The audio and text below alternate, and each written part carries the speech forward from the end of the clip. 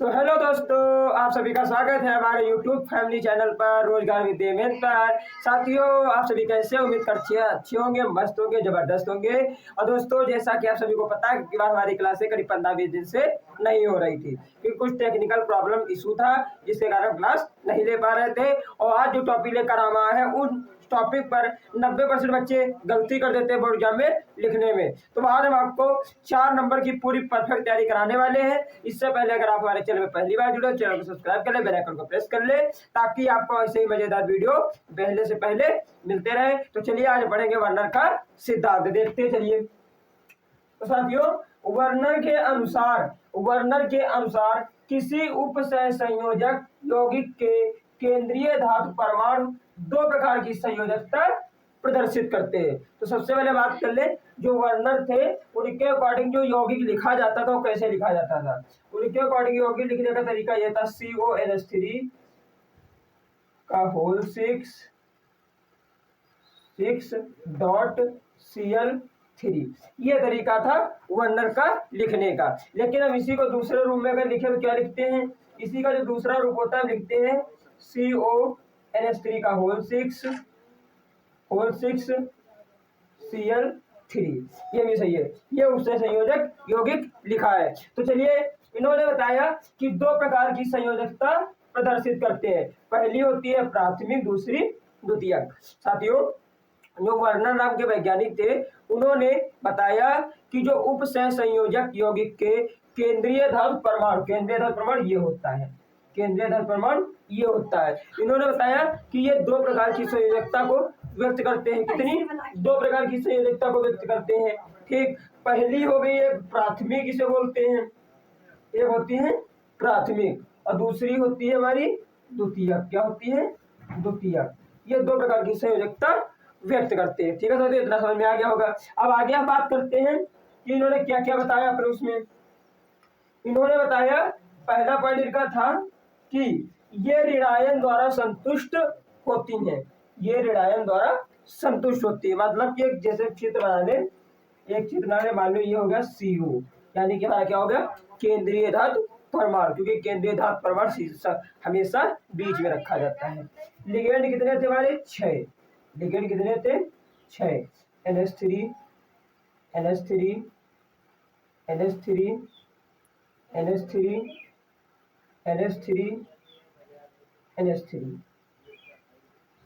उम्मीद है समझ में आया होगा। उसके बाद उन्होंने बताया था कि जो इसका परमाणु आयन होता है वो संयोजकता को व्यक्त करता है। तो परमाणु आयन हमारा क्या था? वो था Cl minus Cl minus Cl minus, ये था। कितने थे हमारे Cl? 3 Cl थे। कितने थे?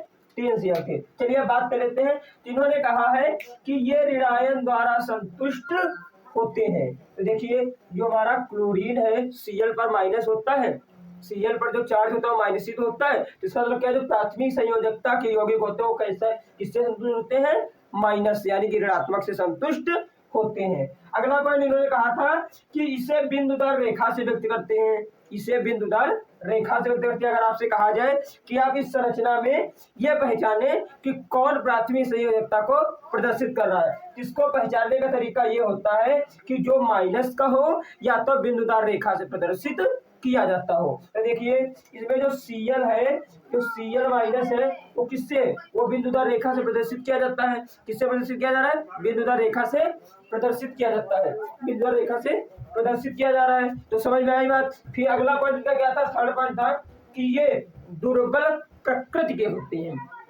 दुर्बल मतलब क्या होता है? जैसे कोई मान लो कि आप हट्टे खट्टे नौजवान तगड़े हैं और आपसे कोई कमजोरी दर्द है, आपका वजन 70 किलो और किसी का 20 किलो है, तो कितना भाई वो दुर्बल होगा ना। वही चीज, उसको जल्दी से आप मार सकते। वही इन्होंने कहानी बताई कि ये दुर्बल प्रकृति के होते हैं, जिससे कि ये विलयन में आसानी से घुल जाते हैं। अब साथियों ऐसा देखिए, ये माइनस पहले से लगा है, माइनस का पहले से होता है, और आपको पता है जो चीज माइनस में होती है हमेशा कमजोर होती है। वही कंडीशन यहाँ पर भी होती है। तीनों पॉइंट समझ में आएंगे, उम्मीद करता हूँ। चौथा पॉइंट है कि प्राथमिक संयोजकता से जुड़े आयनों को बड़े कोष्ठक के बाहर लिखते हैं। क्या करते हैं? प्राथमिक संयोजकता से जुड़े आयनों को हम बड़े कोष्ठक के बाहर लिखते हैं। जिसका एग्जाम्पल आपको हम दिखा दें, जैसे मान लो CONH3 का होल 6 बड़ा ब्रैकेट Cl3। अब देखिए इसमें जो Cl है वो हमारा ब्रैकेट के बाहर लिखा है, बड़े कोष्ठक के बाहर लिखा गया है, तो यही होता है। ठीक है, 4 पॉइंट हो गए मेरे। अब लास्ट पॉइंट है कि इनमें उपसह संयोजक यौगिकों की संरचना का निर्धारण नहीं होता है। इसका कहने का मतलब है कि इसमें उपसह संयोजन यौगिकों की संरचना का निर्धारण नहीं होता है। इसका कहने का मतलब यह है कि इसमें जरूरी नहीं है कि Cl हमारे इसी दिशा में होने चाहिए, इसमें Cl हमारे कहीं पर भी हो सकते हैं, या भी कह सकते हो हमारा परमाणु है किसी भी मतलब किसी भी तरफ हो सकता है, यहाँ हो सकता है, यहाँ हो सकता है, यहाँ हो सकता है, कहीं भी हो सकता है। तो समझ गए बात। आपको आशा करते हैं प्राथमिक संयोजकता समझ में आएगी। तो इससे पहले हमारे चैनल पर अगर पहली बार जुड़े हैं और क्लास आपको पसंद आ रही हो तो आप चैनल को सब्सक्राइब कर ले, बेल आइकन को प्रेस कर ले और लाइक शेयर करते हैं सेशन को। अब चलिए बात करते हैं कि द्वितीयक संयोजकता क्या होता है। द्वितीयक संयोजकता क्या होता है चलिए देखते हैं।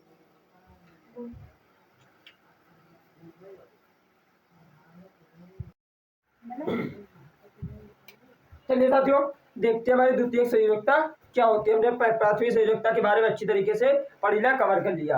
और साथियों आपको हूबहू ऐसे ही लिख के आना बोर्ड एग्जाम में 6 नंबर पक्के हैं। चलिए देखते हैं द्वितीय संयोजकता का पहला पॉइंट हमारा कि ये ऋणायन धनायन और उदासीन अणुओं द्वारा संतुष्ट होते हैं। इसका कहने का मतलब ये है कि इसमें तीनों प्रकार के यौगिक आते हैं, धनायन ऋणायन उदासीन। ठीक है साथियों, तो तीनों द्वारा संतुष्ट होते हैं। ये हो गया पहला पॉइंट। सेकंड पॉइंट है इसे सतत रेखा से दर्शाया जाता है। जैसे मान लो ये हमारा केंद्रीय धातु परमाणु है, ये मान लो केंद्रीय धातु परमाणु। साथियों ऐसे ही हमें किसी भी उपसह संयोजन यौगिक की खुली संरचना बनाना होता है, याद रखना। ये मान लो NH3 है, ये NH3 है, ये NH3 है, ये NH3 है, ये NH3 है, ये NH3 है, ये NH3 है। और साथियों सभी को कमेंट में ये भी बताना है कि NH3 क्या है, लिगेंड है, आयनिक परिसर है, क्या है आपको बताना है। तो साथियों जैसे मान लो कि हमने कहा कि इसे सतत रेखा से दर्शाया जाता है। अगर आपसे पूछा जाए कि इसमें आप हमको ये बताइए कि द्वितीयक संयोजकता को कौन प्रदर्शित करता है, तो हमें साफ पता है कि जो सतत रेखा से रिलेटेड होगा, जो सतत रेखा से दिखाया गया होगा वही हमारा द्वितीय संयोजकता को प्रदर्शित करेगा, जैसे कि NH3। साथियों अगला देखते हैं। थर्ड पॉइंट है कि द्वितीयक संयोजकता की संख्या निर्धारित होती है। इसका कहना मतलब यह है कि जिसमें लिगेंड होते हैं वो निर्धारित संख्या में दिए जाते हैं। जैसे कि ये 6 है तो 6 के 6 रहेंगे, बढ़ेंगे नहीं। ठीक है। चौथा पॉइंट है कि इनकी संयोजकता द्वारा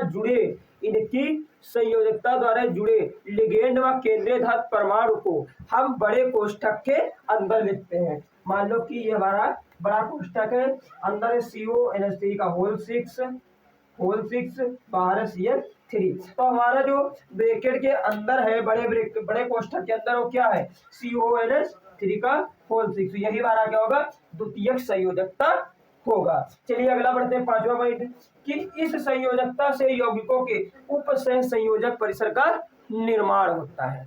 तो साथियों इसी जो अंदर वाला पार्ट लिखा है इसी को हम उपसह संयोजक परिसर कहते हैं। अगर किसी उपसह संयोजक यौगिक में ये अंदर वाला भाग नहीं होगा तो इसका मतलब है उपसह संयोजक परिसर का निर्माण नहीं होगा, क्योंकि मेन हमारा यही होता है। ये चीज हमेशा याद रखना। लास्ट पॉइंट है, लास्ट पॉइंट पढ़ने से पहले आप सभी लोग हमारा वीडियो कहाँ से देख रहे हैं कमेंट जरूर करें और ऐसे ही प्यार दुलार सपोर्ट बनाए रखें ताकि आपके लिए बेहतर से बेहतर कंसेप्ट लाने की पूरा प्रयास कर सके। लास्ट पॉइंट है हमारा कि यह संयोजकता विलयन में आयनित नहीं होती है। जो इस तरह की संयोजकता को प्रदर्शित करते हैं यानी कि द्वितीय संयोजकता को प्रदर्शित करते हैं वो विलयन में आयनित नहीं होते हैं। तो साथियों ये रही आज की हमारी क्लास। अगर आपको अच्छी लगी हो तो चैनल को सब्सक्राइब कर लेना, बेल आइकन को प्रेस कर लेना और वीडियो को ज्यादा से ज्यादा शेयर कर लेना। और इससे पहले हम आपको बता दें हमारी इंस्टाग्राम आईडी रोजगार विद देवेन 0.1 है, वहां पर भी आप हमें फॉलो करें, वहां पर आपको क्लासों की नोटिफिकेशन पहले मिल जाती है। तो ठीक आज के लिए धन्यवाद। ऐसे ही प्यार सपोर्ट बनाए रखें। जय हिंद, जय भारत।